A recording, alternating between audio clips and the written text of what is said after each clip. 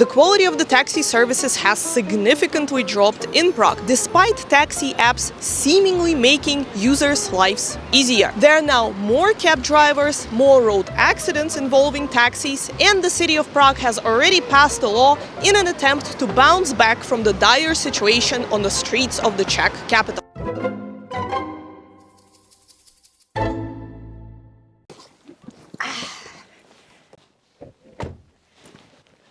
Dobrý den? Hello? Okay, well...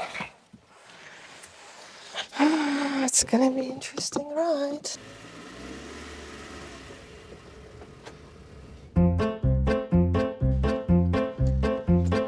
If you have taken a cab in Prague in the past year or so, there's 45% chance you've experienced something like this. Slight miscommunication with the driver, or perhaps you found their driving style not to be the smoothest, to say the least. That's Prague's current dilemma. Too many unqualified and sometimes unregistered drivers and an increase in road accidents involving taxis. But don't worry, from July 1st, 2025, there's gonna be a new law that will also affect taxi apps like Uber and Bolt. But why is this happening? The city seems to be doing 180 regarding their stance on cab drivers. They used to say don't take free roaming cabs because they're too dangerous, and now they're saying that the taxis that you can order through the apps are not so safe as well. What's going on? We will discuss it in this video, because you might remember that taxi drivers used to make front page headlines for a different reason: scamming tourists. Let's walk down that memory lane, shall we? Ooh! Oh, and that one! Oh, these were the times, right? Wenceslas Square, please.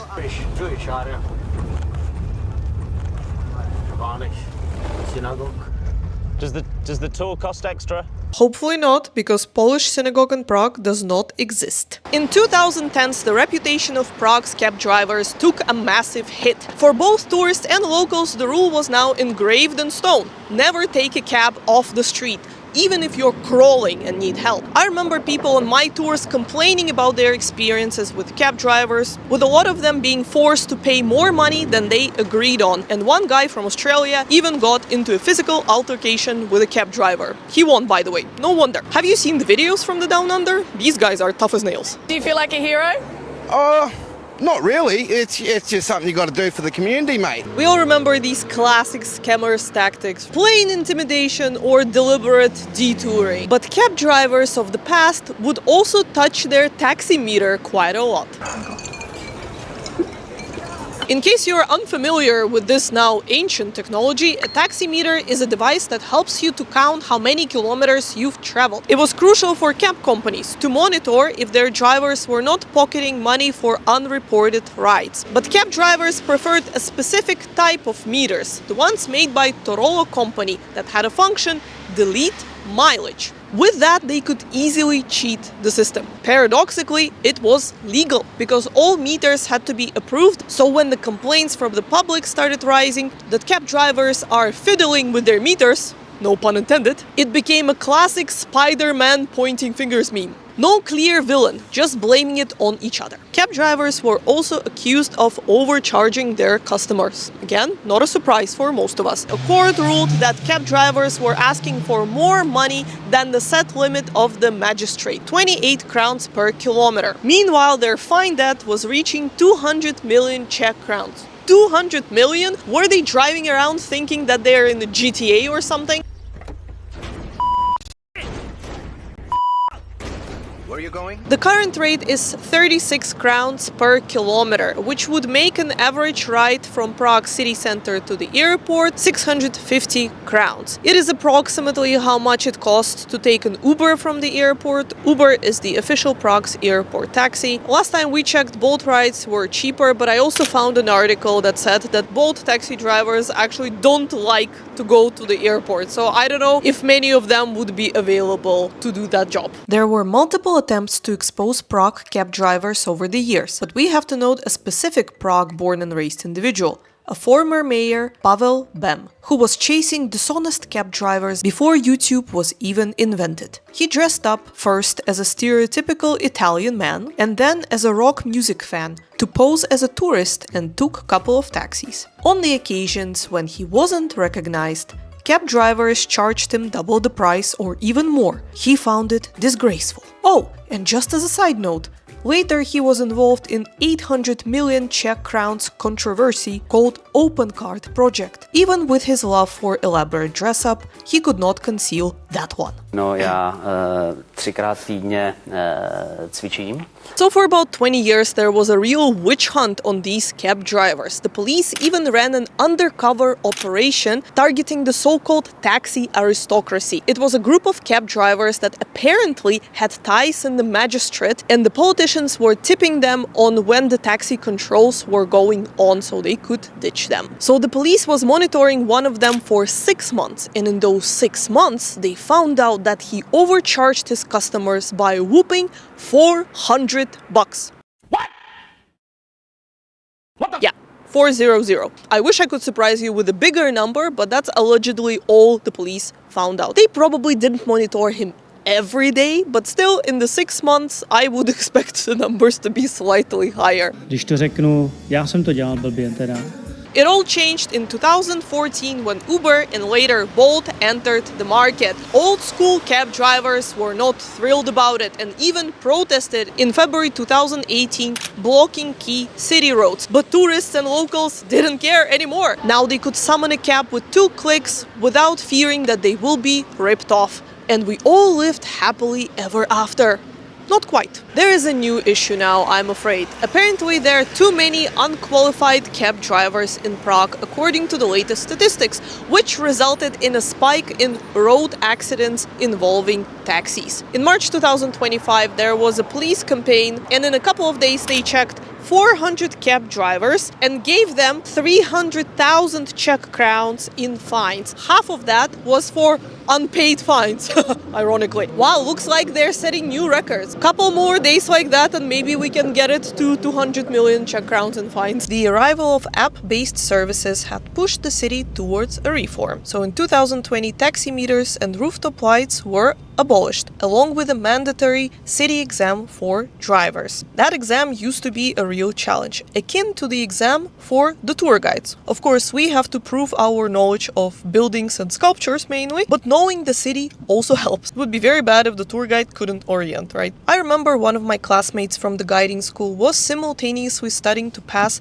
the cab driver's exam as well. I always thought that would make him a perfect Fast and Furious candidate. I found a demo version of the old taxi driver's test online and thought we could try to complete it together because I don't drive, I have the help from Václav.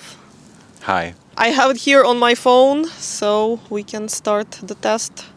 It's all gonna be in Czech. What is the shortest way by car from Hotel International to Bethlehem Square? 9 kilometers, 3 kilometers, 6 kilometers. I would say 3. 6. Oh, great. Okay, so okay.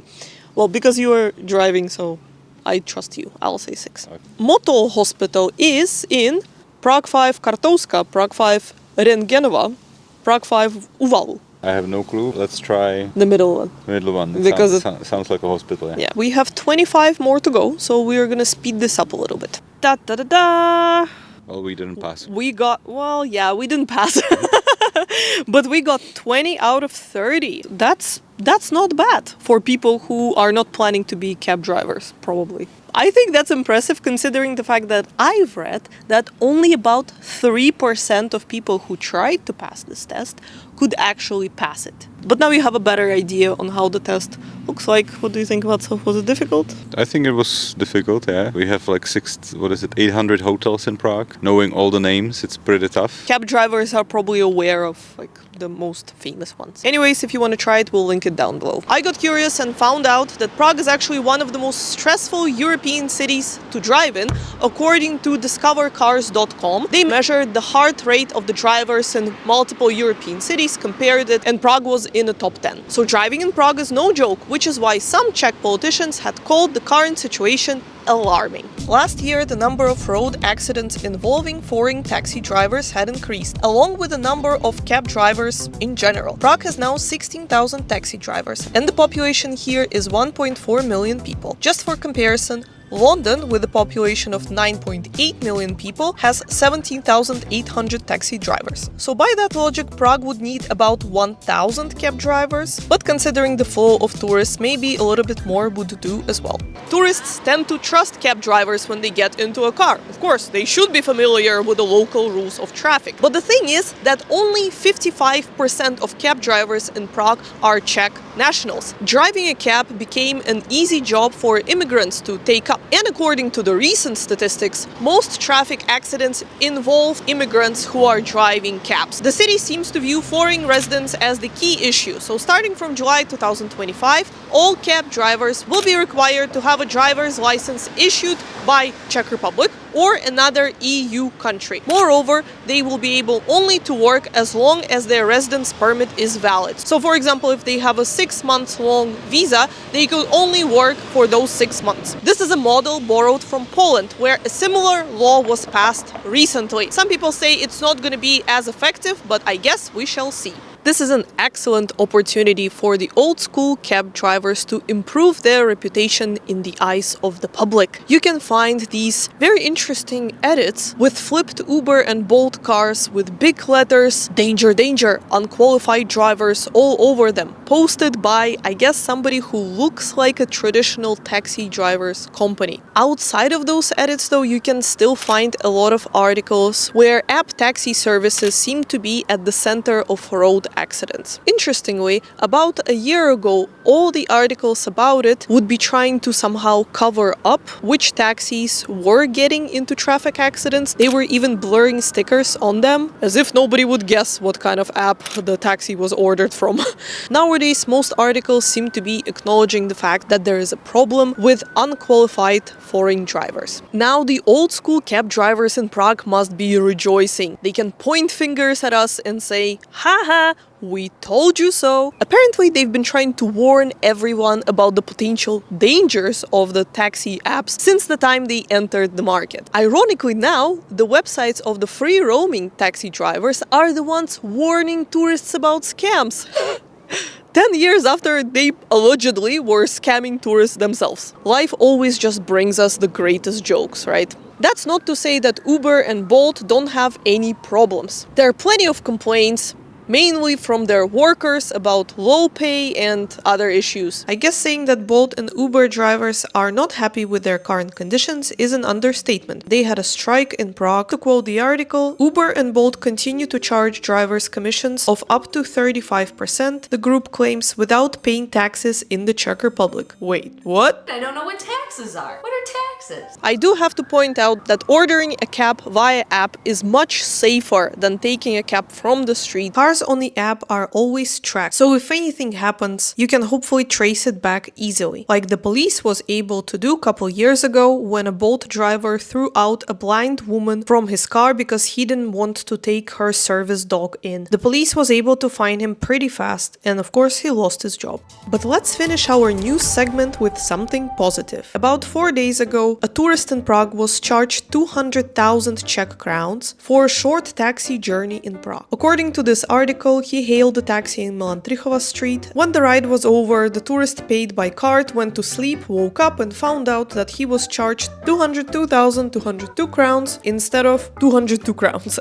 He told the receptionist called the police found the cab driver pretty quickly. He cooperated, went to the hotel, gave the tourist his money back, everything went smooth, and the tourist even defended the taxi driver because he knew it was just an honest mistake and not a scam. Feels so good to have a happy ending. Sorry. No, I know it was a mistake on you, but it was a big one. So here it is, guys, our recap of the latest Czech law on cab drivers. Pretty messy, pretty complicated. I hope it's gonna make it easier for people, even though we were not even aware that there was any problem, but apparently it is all gonna be fixed from July 1st, 2025. Thank you for watching and stay safe out there. Bye! We shall!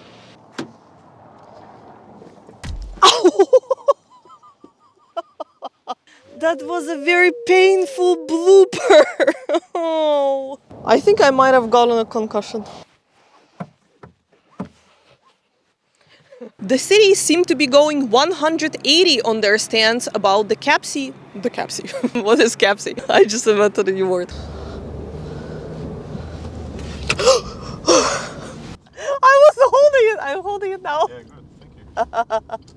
Nothing wrong with that as long as you know the traffic rules, but the statistics show that the increase in the road accidents is connected to that specific group of people.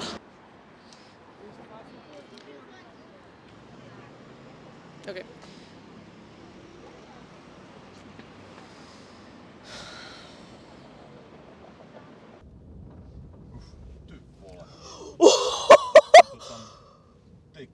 Which will most likely also... Where did that come from? We were fine. Why is this happening? Okay. So, how much would that be? Oh, are you Valerie from Real Prague Guides? Ah!